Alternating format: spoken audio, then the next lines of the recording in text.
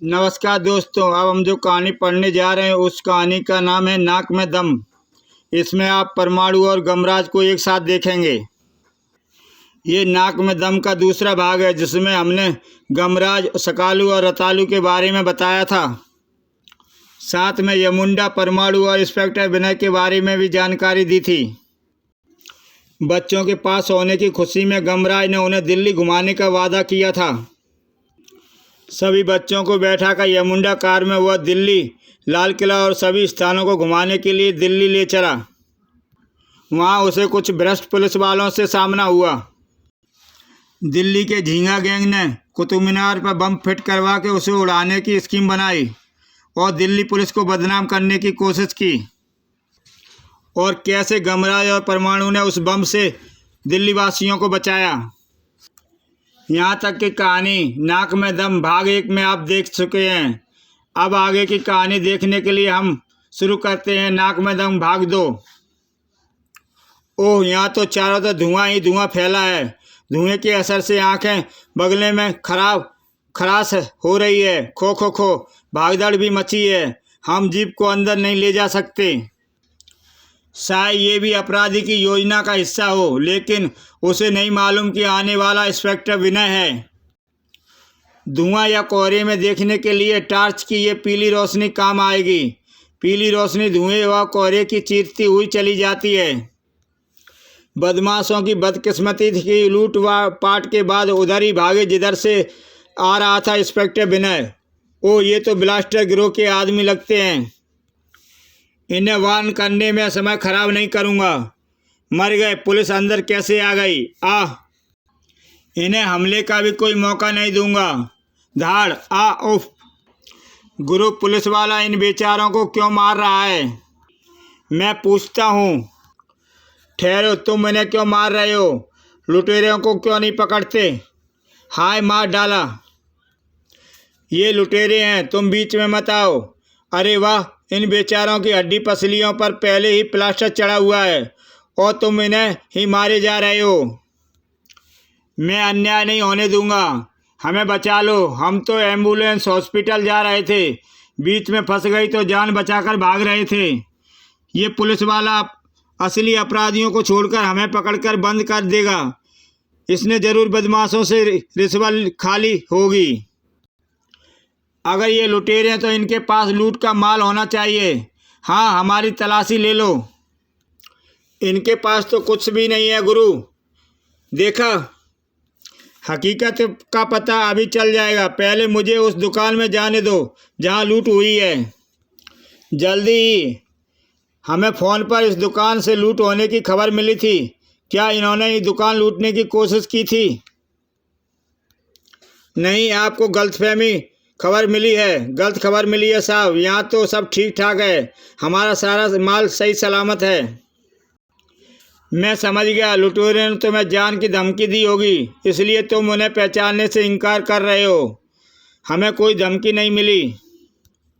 यहाँ पर गोलियाँ चली हैं। ये रहे गोलियों के निशान।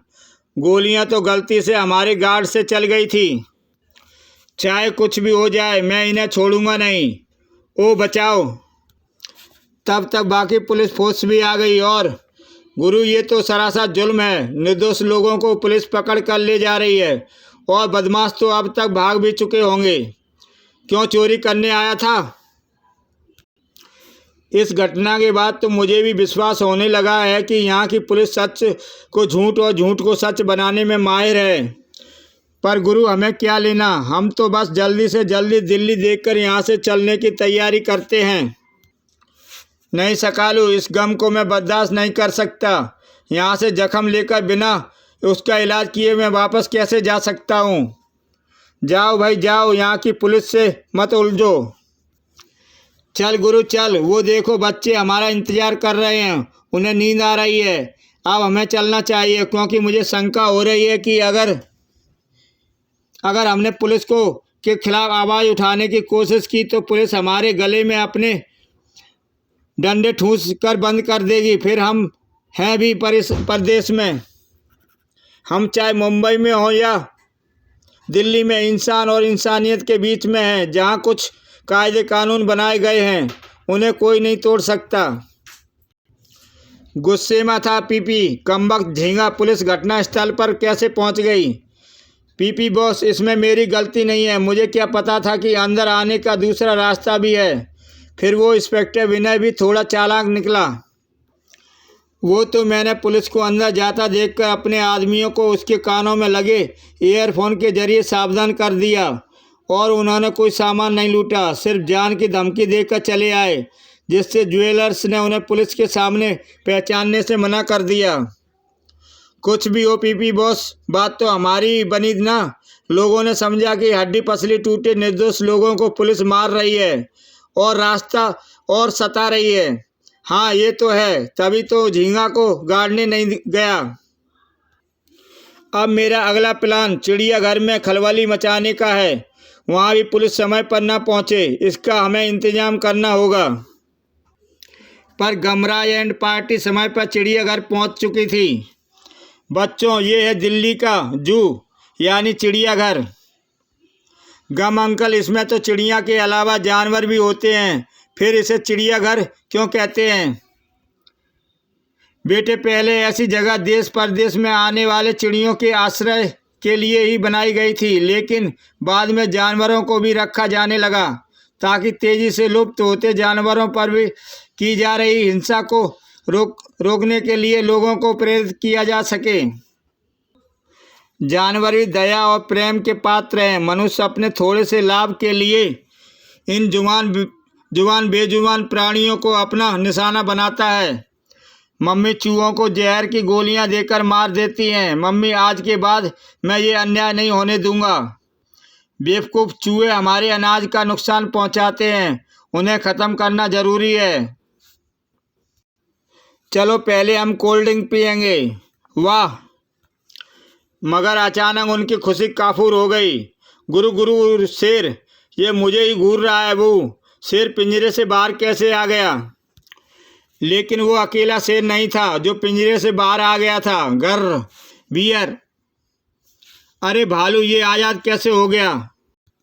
भागो, यहाँ तो भेड़िया आज़ाद घूम रहे हैं। गमरा ने सोचने में एक क्षण भी व्यर्थ नहीं किया। कोल्ड ड्रिंक की इस बोतल को हिलाने से इसमें ढेरों झाग पैदा होंगे। फिर मैं जब इसके मुंह से अंगूठा हटाऊंगा तो पेप्सी के तीखे पानी की धार सीधे जाकर शेर की आंखों से टकराकर इसे कुछ देर के लिए अंधा कर देगी। बच्चों, अपनी अपनी बोतलें इनके सिर पर पटको, मारो। सकालू, इस प्रकार हम शेरों को थोड़ी देर के लिए बेबस कर सकते हैं, पर हमेशा के लिए नहीं। इनसे बचने का एक ही तरीका है, तू सबको लेकर शेर के पिंजरे में चला जा और पिंजरा बंद कर ले। चिड़ियाघर में जानवरों के आज़ाद हो जाने की खबर बड़ी जल्दी फैली। पुलिस की कई जीपें चिड़ियाघर की ओर दौड़ पड़ी, लेकिन रास्ते खुदे हुए थे। अरे ये क्या, ये सड़क किसने खोद दी? मैंने महानगर टेलीफोन निगम वालों भी तो खोदते रहते हैं। इस बारे में मैंने उन्हीं कर्मचारी बनकर खोद दी। ही। अब ये पुलिस वाले घूमकर दूसरी सड़क से आने की कोशिश करेंगे, लेकिन वहाँ मैं रास्ते में ऐसे कीले बिछा दूंगा कि पुलिस जीप यहाँ से आगे ही नहीं बढ़ पाएगी। लेकिन गमराज वहाँ नहीं रुक सकता था, क्योंकि कई खुखार पशु आज़ाद हो चुके थे। जल्दी करो, इन जानवरों के पिंजरों में घुसकर जान बचाओ। सारे पिंजरे लोगों से हाउसफुल हो गए, मगर गमराज बाहर रह गया। गर गर, ओफ, मैं फंस गया। यमुंडा जल्दी आ, स्वामी पर गुर्राता है। लेकिन आए, कमबख्त गैंडे ने मुझे टक्कर जड़ दी। खूंखार शेर अपने ऊपर हुए हमले का बदला लेने के लिए उछला। यमुंडा तो अभी खड़ा भी नहीं हो पाया है। शायद मेरा आखिरी समय आ गया है। बाजी पलट गई। घबराओ नहीं गमराज, मैं आ गया हूँ, परमाणु वंडरमैन। घर, अरे ये क्या, ये प्रहार किसने किया? अरे वाह, ये सारे जानवर तो बेहोश हो गए। इन्हें बेहोश करना जरूरी था गमराज। अब चिड़ियाघर के कर्मचारी इन्हें वापस पिंजरों में पहुंचा देंगे, लेकिन पहले जो पिंजरों में बंद है उन्हें निकालना होगा। तुम्हारी हिम्मत और बहादुरी की दाद देनी होगी गमराज। अगर तुम समझदारी से काम लेकर इन सब लोगों को पिंजरों में जाने को ना कहते तो पिंजरों से बाहर जानवर इन्हें नुकसान पहुंचा सकते थे। ये तो मेरा फर्ज था परमाणु। लेकिन साई, यहाँ की पुलिस फर्ज या कर्तव्य जैसे शब्दों से परिचित नहीं है। क्यों, क्या हुआ? घटना के इतने समय के बाद भी पुलिस अभी तक यहाँ नहीं पहुँची। कुतुब वाली घटना में भी पुलिस लापता थी।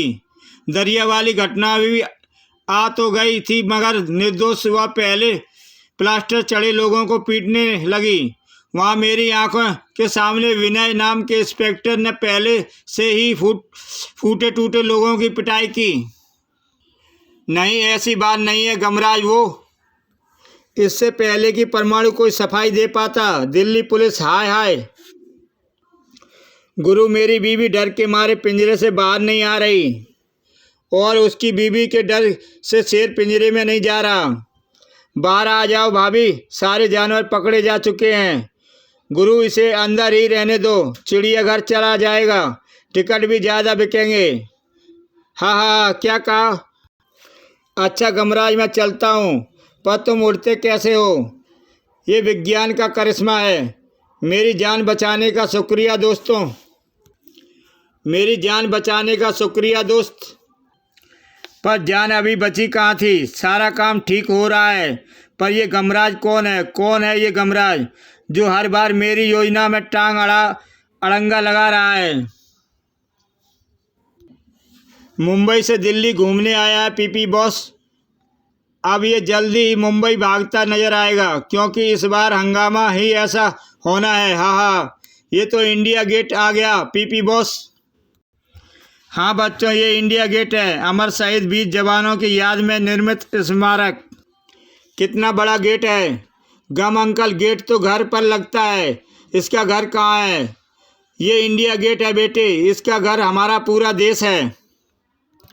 देश में गद्दार भी होते हैं। अरे इंडिया गेट पर ये गोलियां कौन बरसा रहा है? सकालू, ये गोलियां इंडिया गेट पर नहीं, उनके ऊपर बने मधुमक्खियों के विशाल छत्तों पर बरसाई जा रही हैं। यमुंडा, जल्दी प्रकट होकर इन बदमाशों के टक्कर जड़। अबीलो स्वामी। धाड़ आई। गुरु, लाखों मक्खियां हमला करने नीचे आ रही हैं और यहाँ सैकड़ों पर्यटक मौजूद हैं। अरे यहाँ तैनात पुलिस वाले मदद करने की जगह भाग रहे हैं। कायर निकम्मे कहीं के। हाँ हाँ हाँ, वो तो भागेंगे ही, क्योंकि उन्हें पहले ही मैंने मुफ्त की पेप्सी पिला दी है, जिनमें जमाल गोटा मिला हुआ था, जिन्हें पीकर उन्हें दस्त लग गए हैं। अब वे यहाँ रुककर किसी के मदद नहीं कर सकते। आपकी बुद्धि का भी जवाब नहीं पीपी बॉस। यमुंडा, बस बन जा, ताकि सब लोग तेरे अंदर सुरक्षित पनाह ले लें, वरना मक्खियाँ काट कर सबको सुझा देंगी। मैं इन दोनों की अकल ठिकाने लगाता हूँ। धाड़, जल्दी करो, सब अंदर आ जाओ। पुलिस निकम्मी हो गई है, तभी आतंकवादियों के हौसले बुलंद हो गए हैं। टीकाराम, जल्दी कर, इसे भी पेप्सी पिला दे, क्योंकि मक्खियाँ काफ़ी नीचे आ गई हैं और इस वक्त हम भी यहाँ छूटे रह गए हैं। फंस गए। यमुंडा, डबल टेकर बन जा।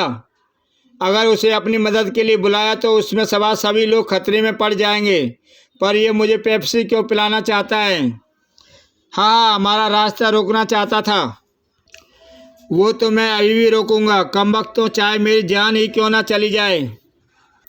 लेकिन गड़प, ओ मेरे पेट में भूचाल क्यों आ रहा है? शायद पेप्सी का कोई गड़बड़ थी, इसलिए इन्होंने मुझे पेप्सी पिलाई। मुझे फ़ौरन टॉयलेट की ज़रूरत है। ओ मक्खियाँ नीचे आ पहुँची। अब मैं इनसे नहीं बच सकता, जबकि मेरा टॉयलेट पहुँचना बहुत ज़रूरी है, वरना नई पैंट खरीदनी पड़ेगी और बदमाश भी भागे जा रहे हैं। जल्दी बैठो। लेकिन कहाँ जाते हो? मर गया, ये तो परमाणु आ गया। घबराओ नहीं गमराज, जब तक मैं हूँ किसी अपराधी की कोई योजना सफल नहीं होने दूंगा। अब बर्दाश्त नहीं हो रहा, मेरे पास दूसरी पैंट भी नहीं है, बच्चे भी मजाक उड़ाएंगे। गमराज, ये लो वान, जो जलाने पर घना धुआं पैदा करता है। धुएं में ये मधुमक्खियाँ नीचे नहीं आएंगी। धुएं से मक्खियां भाग रही हैं। परमाणु, इस वक्त मुझे तुम्हारी मदद की बहुत सख्त ज़रूरत है। क्यों, क्या हुआ? अब तो खतरा टल गया है। घबराओ नहीं, मैं तुम्हें अभी सार्वजनिक टॉयलेट में पहुंचा देता हूं। जल्दी परमाणु, जल्दी, विस्फोट होने ही वाला है। नहीं, खतरा टला नहीं परमाणु। सुनो, खुसुर फुसुर, ओ ये बात है। और बड़ाम, लगता है काम हो गया। और थैंक यू परमाणु, तुम ना आते तो ना जाने क्या हो जाता। परमाणु उन लोग उसे लेकर वापस उड़ा। परमाणु, तुम्हारी यहाँ की पुलिस भ्रष्ट व निकम्मी है। इंडिया गेट पर गोलियां चलते ही पेप्सी पीती पुलिस को दुम दबाकर भागता देख तो थे शायद तुम ऐसा ना कहते। मुझे कहीं कुछ गड़बड़ लग रही है। मुझे लगता है कि कोई पुलिस की छवि को खराब करने की कोशिश कर रहा है। मैंने पता लगाया है कि पुलिस को हर बार समय पर घटना स्थल पर पहुंचने से रोकने के लिए अड़ंगे लगाए गए हैं। परमाणु गमराज को लेकर नीचे उतरा। देखो गमराज, पेप्सी पीने से तुम्हारी क्या हालत हुई है ये तुम जानते ही हो। तुम कह रहे थे कि घटना स्थल के वक्त पुलिस वाले भी पेप्सी पी रहे थे। शायद उन्हें भी पेप्सी पिलाई गई थी। उनमें भी कोई गड़बड़ थी जो तुम्हारी पेप्सी में थी, इसलिए वे लोग पेट पकड़कर भागे। लेकिन अगर ये सच है तो पुलिस के आदमी ड्यूटी पर मुफ्त की पेप्सी तो पी ही रहे थे ना, जो उन्हें किसी अपराधी ने ऑफर की थी। परमाणु गमराज जिंदाबाद। मैं इलाके के पुलिस थाने में उन अपराधियों के प्रति अलर्ट कर दूंगा। पुलिस को बदनाम करने के लिए इस बार मैं अपराधी की दाल नहीं गलने दूंगा। जबकि उसी समय दाल तो मैं इस गमराज की नहीं गलने दूंगा। यही बस है ना इसकी, जिसने ये दिल्ली दर्शन कर रहे हैं। मैं इसमें रिमोट बम लगा देता हूँ। बॉस, अगली बार किसी इलाके की पुलिस को रोकना है तो अप्पू घर की। बच्चों, बम तुमने गलत जगह पर लगा दिया है। ही। ये बम तो तुम्हारी कार पर ही लगा, अच्छा लगेगा। ही। पीपी बॉस, बेचारे वे लोग भी बस में सवार होकर अप्पू घर ही जा रहे हैं। अब यमराज के घर जाएंगे। ही। जैसे ही बस सबको लेकर चलेगी मैं रिमोट का बटन दबा दूंगा और सबकी चिताएं बस में ही जल जाएंगी। ही। तो ये दबाया मैंने रिमोट का बटन। ही। बड़ाम, यमुंडा ने बस को साउंड प्रूफ कर लिया था, इसलिए किसी को भी उस धमाका सुनाई नहीं दिया। यमुंडा, बच्चों को अप्पू घर ले चलो। हमने बम प्रूफ जैकेट पहनी हुई है, इसलिए हम बच गए, लेकिन किसी को नहीं छोड़ूंगा। अप्पू घर में मैं उनकी चिताएं बना दूंगा। लेकिन पीपी बॉस, बम हमारी कार में कैसे पहुंचा? जल्दी लो बच्चों, अप्पू घर आ गया। और आ गया पीपी भी तुम सबकी कब्र बनाने, क्योंकि पहले कुतुब मीनार में अड़ाई, फिर दरीवा कला में अड़ाई, फिर चिड़ियाघर में अड़ाई, फिर इंडिया गेट में अड़ाई, लेकिन अब मैं तुम्हारी टांगें ही तोड़ दूंगा ताकि तुम यहाँ मेरे काम में अपनी टांग ना अड़ा सको। सकालू, यही है वो, सारी गड़बड़ें कर रहा है। गुरु, ये तो फायर करने वाला है, गोलियां बच्चों को लग जाएंगी। यमुंडा, इनके तबले सजा दे। Okay sir. धाड़, अरे बिना टिकट ही झूले पर चढ़ गया। ये भैंसा कहाँ से आ गया? गमराज ने झूला चालू कर दिया। इनके टिकट के पैसे तुझे मैं दूंगा भैया, तू बस झूला चालू रहने दे। मैं देखना चाहता हूँ इस बार पुलिस कितनी देर में आती है। झींगा ने इंस्पेक्टर विनय की राह में बाधा बिछा रखी थी। ओ भेड़ बकरियां का झुंड, भैं भैं। बकरियां चराने वाले के हाथ में डंडी होती है, मोबाइल फ़ोन नहीं। पकड़ लो इसे। गोली की आवाज़ से भेड़ बकरियां जल्दी भाग जाएंगी। जल्दी चलो अप्पू घर से, अपराधी इस बार बचकर नहीं निकलने चाहिए। गमराज के लिए आश्चर्य का झटका था। अरे वाह, पुलिस 4 मिनट में आ गई। इंस्पेक्टर, वो रहे अपराधी। झूला रोको। लगातार झूला चलने से ये बेहोश हो गए हैं। देखा गमराज, उस दिन मैंने दरीवा में जिन बदमाशों को पकड़ा था वो भी इसी प्लास्टर गिरोह के आदमी थे। मैं अकारण ही इन्हें नहीं मार रहा था। परमाणु द्वारा दी गई सूचना पर हमारा ध्यान इस बात की ओर गया और हमने इनके एक साथी झींगा को भी पकड़ लिया। जो पुलिस के रास्ते में बाधाएं खड़ी करके उन्हें घटनास्थल पर पहुंचाने से रोकता था। उसने अपनी अपराध कबूल कर लिया है। दरअसल ये पीपी गिरोह पुलिस को बदनाम करना चाहता था ताकि लोगों में पुलिस का विश्वास न रहे और पुलिस के खिलाफ बगावत कर दें। मैं तुम्हारे लिए एक खुशखबरी भी लाया हूँ गमराज। तुमने पिछले दिनों पीपी के हमलों से दिल्ली वासियों की जिस प्रकार रक्षा की है, उससे खुश होकर दिल्ली पुलिस ने तुम्हें ग्रुप को मुफ्त दिल्ली दर्शन कराने की घोषणा की है। अब क्या सोच रहे हो गमराज? सोच रहा हूँ कि दिल्ली में कभी कभी अपराध अपना कद नहीं बढ़ा सकता, क्योंकि दिल्ली की रक्षा के लिए एक तरफ तुम जैसे पुलिस वाले हैं तो दूसरी ओर परमाणु। मेरी चिंता मिट गई। अब मैं आराम से दिल्ली घूमकर मुंबई वापस लौट सकूंगा। चलो बच्चों, अपू घर के झूले झूल लो। शुक्र है कि तुम दिल्ली पुलिस की खराब छवि लेकर मुंबई नहीं जाओगे। इसी के साथ दोस्तों ये कहानी समाप्त होती है। जय हिंद। इसके बाद गमराज जंगल में पहुंच जाएगा। जंगल में कैसा दंगल होगा ये देखने के लिए आप अगली बार मेरी कॉमिक्स देखेंगे। इसी के साथ दोस्तों ये कहानी मैं समाप्त करता हूँ। बहुत जल्द ही मैं जंगल में दंगल किताब लेकर आऊँगा।